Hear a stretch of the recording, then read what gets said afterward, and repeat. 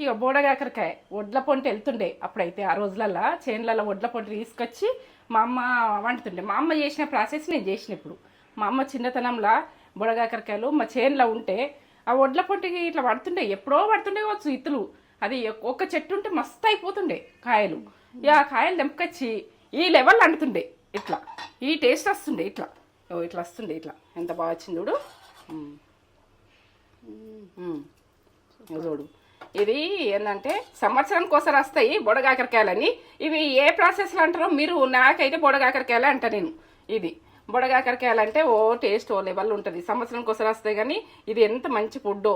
ఇది మాకు ఏంటంటే సంవత్సరానికి ఒకసారి వస్తుంది కాబట్టి వదలద్దు, అస్సలు వదలద్దు, తినాలి. సంవత్సరం వచ్చేటి మాత్రం వదలద్దు. మధ్యలో దొరికేటి తినచ్చు, కానీ సంవత్సరానికి బొడగాకరకాయలు వస్తే మాత్రం కంపల్సరీ ఫ్రై అయినా, మన పులుసు అయినా, మనం ఏ ప్రాసెస్